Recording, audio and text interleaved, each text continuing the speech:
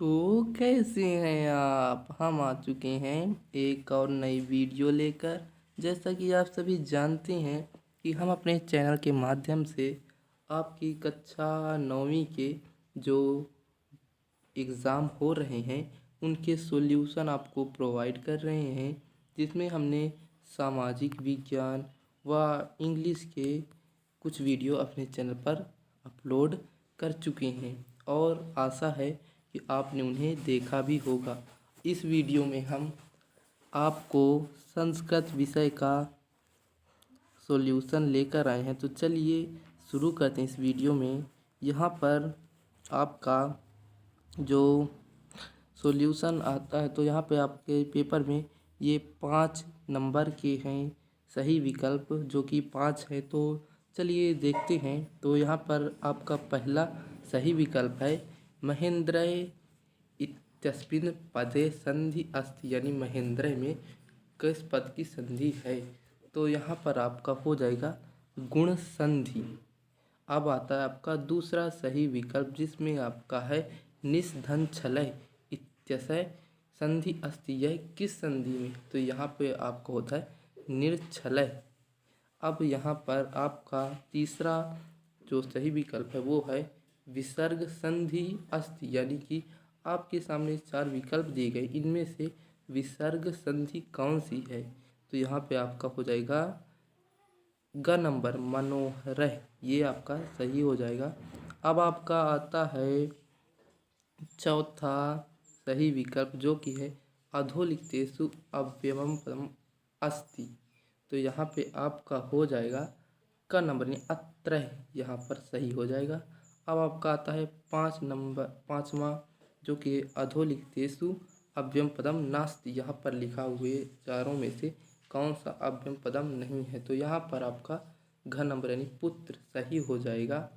अब आपके यहाँ पर 5 नंबर पूरी तरह से कंप्लीट हो चुके हैं। अब चलते हैं हम फिर से आगे पेज पर। तो यहाँ पर भी आपके 5 नंबर के 5 विकल्प ही दिए गए हैं।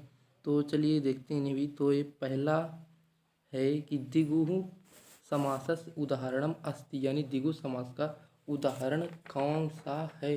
तो यहाँ पर आपका हो जाएगा ख नंबर यानी सप्तशती।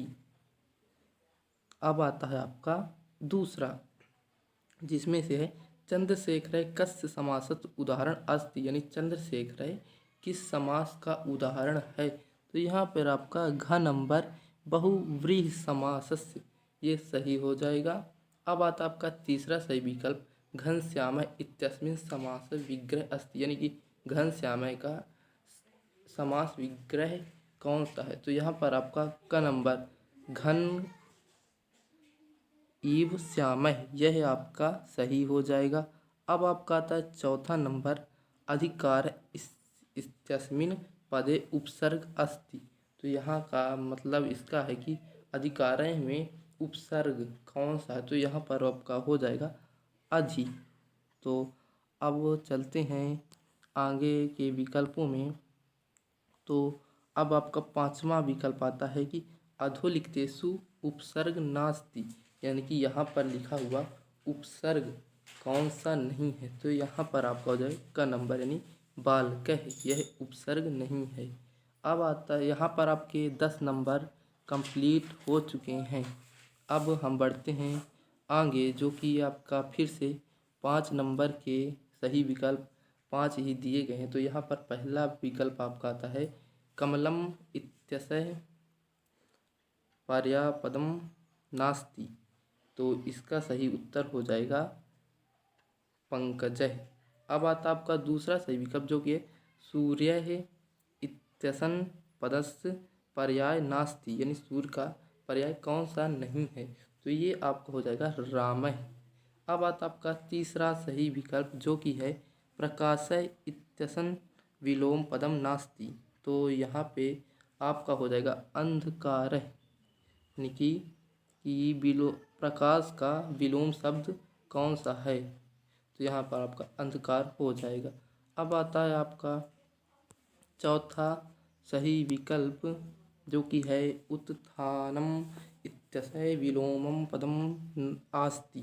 तो यहाँ पे आपका हो जाएगा ख नंबर यानी कि पद नम। अब आपका आता है 5 नंबर यानी 5वां सही विकल्प इंद्र इत्यसन पर्यापदम आस्ति। तो यहाँ पर आपका हो जाएगा सुरेश। अब यहाँ पर आपके 15 नंबर के पूरे कंप्लीट हो चुके हैं। आशा है कि आपने सभी सही विकल्पों को अच्छी तरह से किया होगा। अब बढ़ते हैं हम आगे और फिर से आते हैं विकल्पों में। तो यहाँ पर आपका 5 नंबर के फिर से 5 ही विकल्प दिए गए हैं। तो देखिए पहला इसमें है गच्छः इत्यस्मिन् पदे पुरुषः अस्ति। तो यहाँ पे आपका ख नंबर यानी मध्य पुरुषम सही हो जाएगा, मध्य पुरुष है।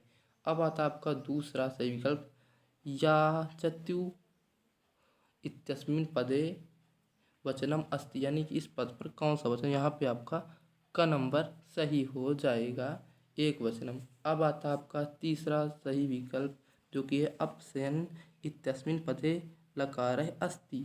तो यानी कि इस पद पर कौन सी लकार है, तो यहाँ पर आपका ग नंबर यानी लट्ट लकार आपका सही हो जाएगा।